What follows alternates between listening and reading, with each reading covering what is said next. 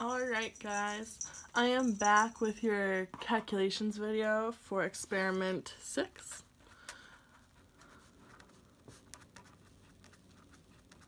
So there's not many calculations for this particular experiment that you do need. However, the first one is going to be that RF value. So as far as the RF value, as we spoke about in the previous video, is going to be the distance the dye traveled divided by the distance the solvent front traveled.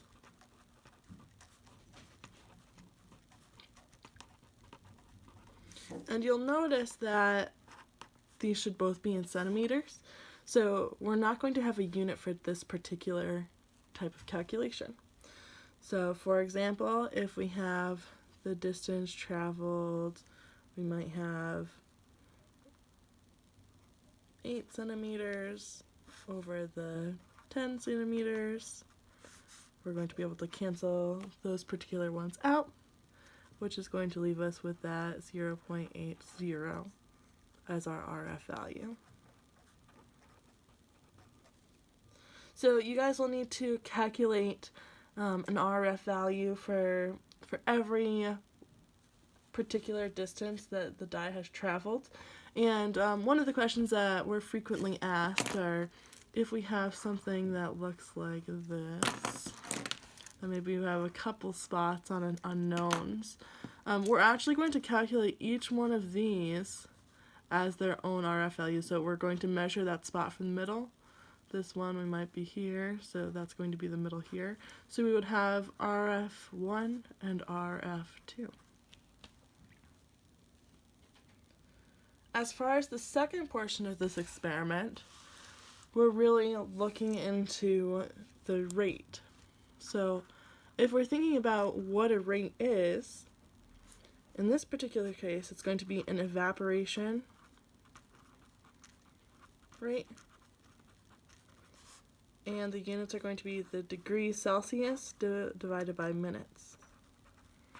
So you'll notice that in the data that we've given you, you have a change in temperature in degrees Celsius column, as well as a total time or a change in time column. So for this first one, and I will do the first one for you guys, we have that 17.5 degrees Celsius. The change in time for this one was going to be, or was 5.33, and this is in minutes already, so this is not 5 minutes and 33 seconds, this is 5.33 minutes, so you guys don't have to do any converting.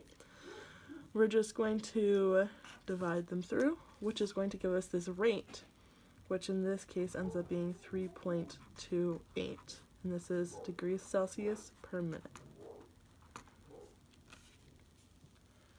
So the last thing I did want to touch on, you guys will be required to do the experimental data, the table there, as well as those post-lab questions, but you're also required to do a graph.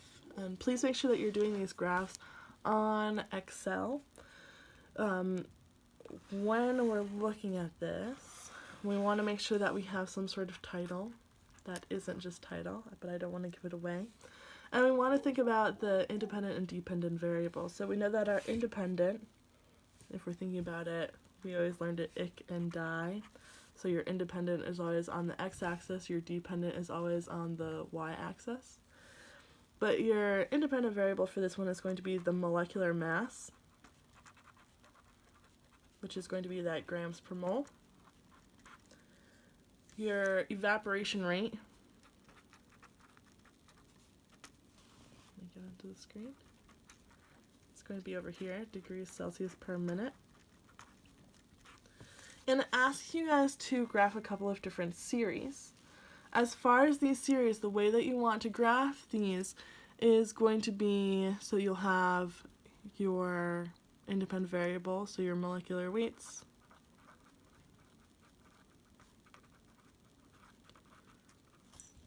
In one column.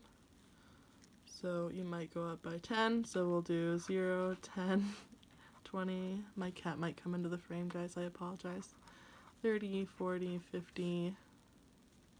Oh, I'm getting distracted by the cat. 60. And then we also have, so we'll have the different evaporation rates. So if it tells you in this first series, so series 1, that it wants maybe something that has the 10 molecular weight, so the 10 grams per mole, you would put that there, so whatever that rate is. So maybe 5.3, you might do whatever it might be, 6.4, and there's probably going to be a third one.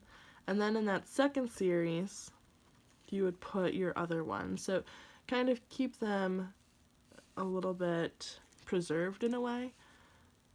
So we might have 7.3, 8.2, whatever it might be.